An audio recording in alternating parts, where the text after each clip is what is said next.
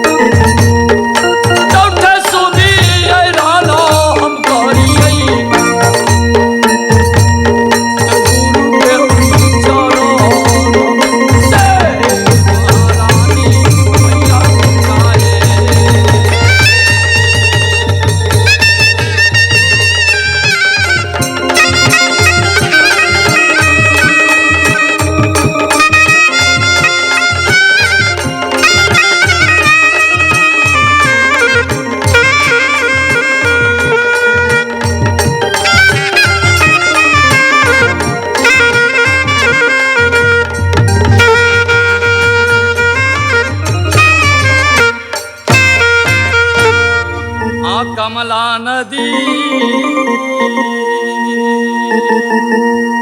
ये किनारा पारा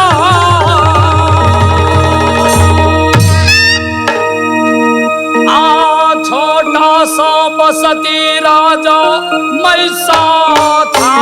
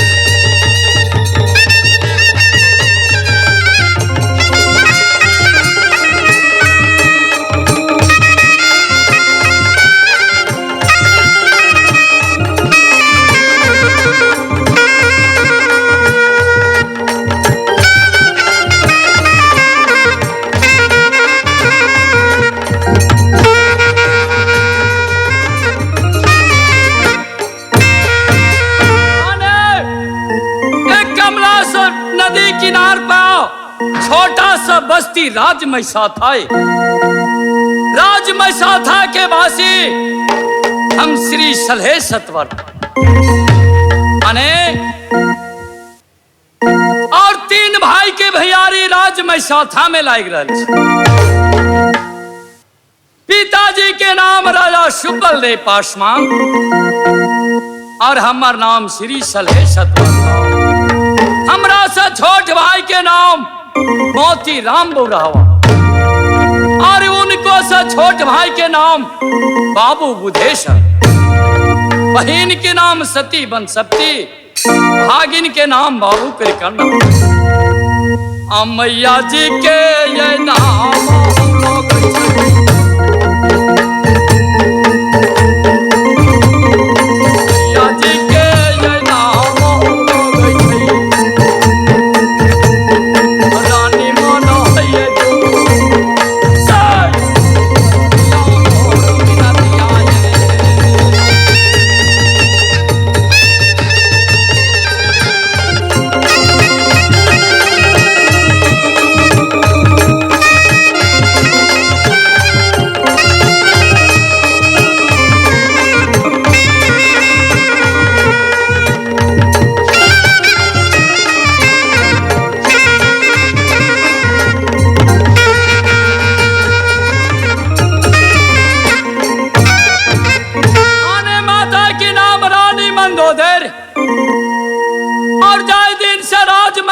में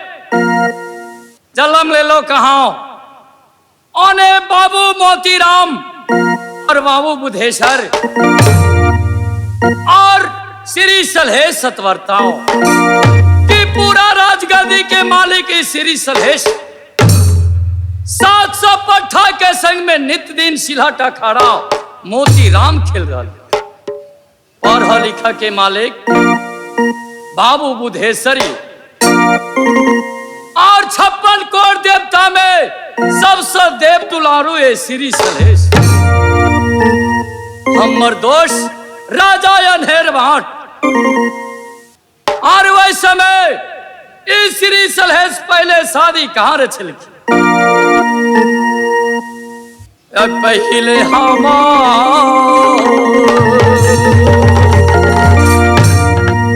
ये शादी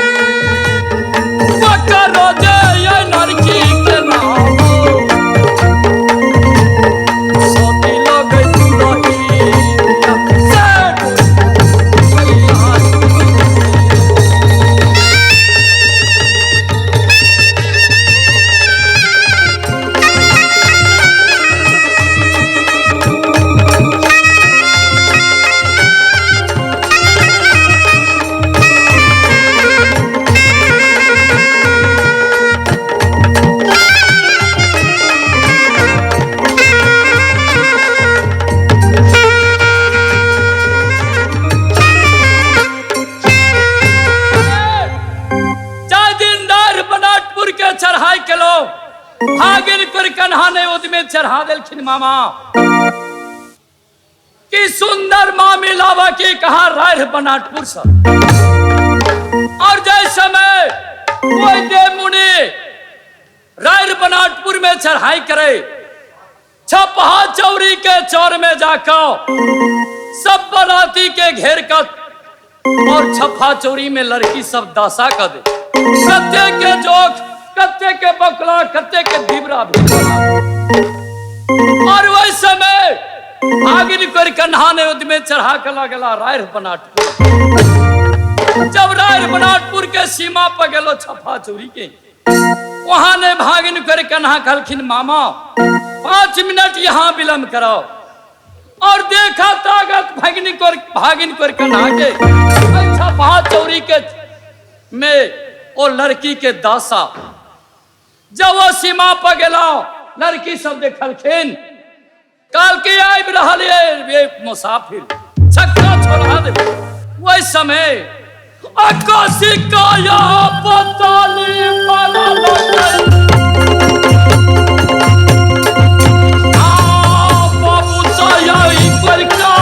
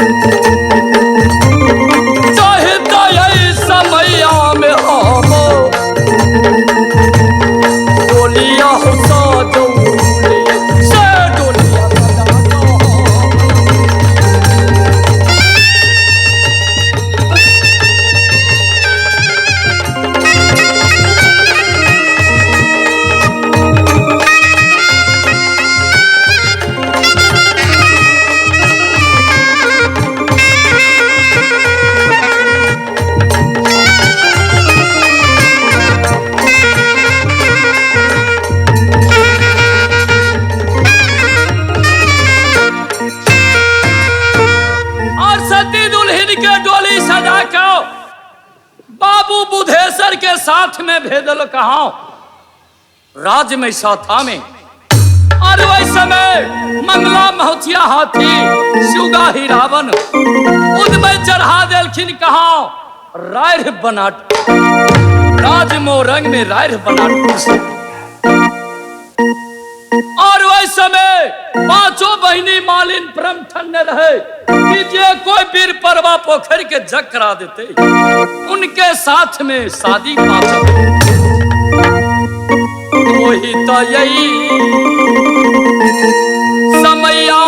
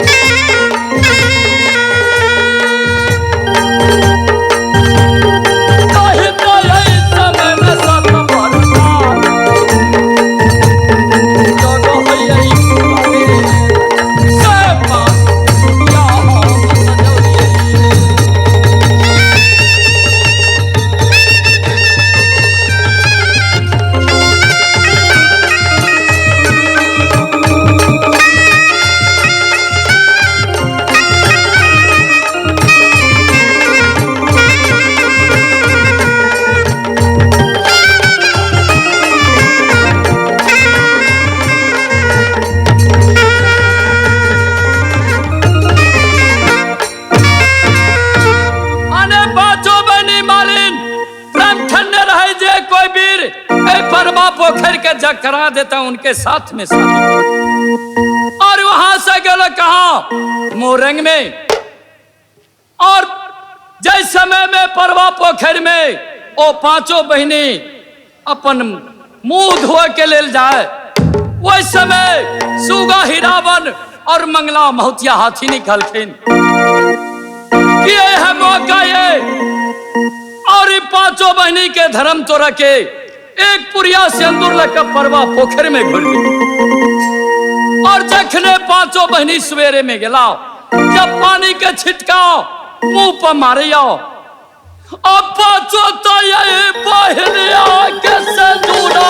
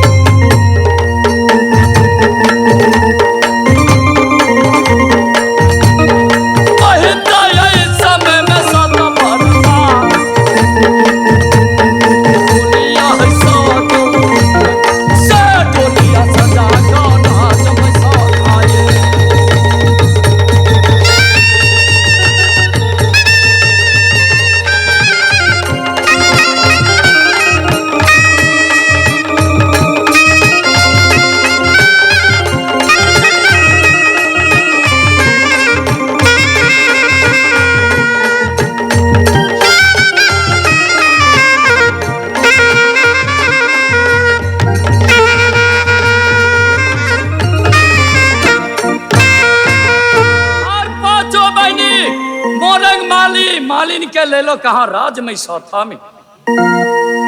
अथवा और आई के खेल अपने सबके देखाए रहल छी चंद्रा चिर हरण। आन भाव अपने सब शांत पूर्वक से देखो। और ये पार्टी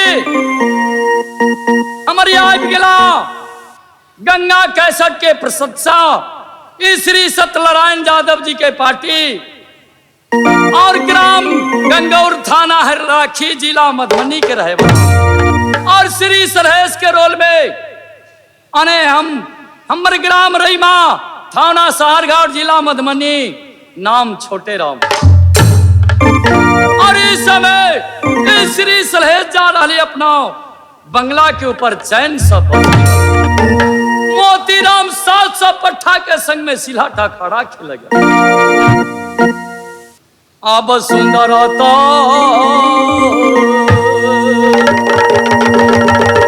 राम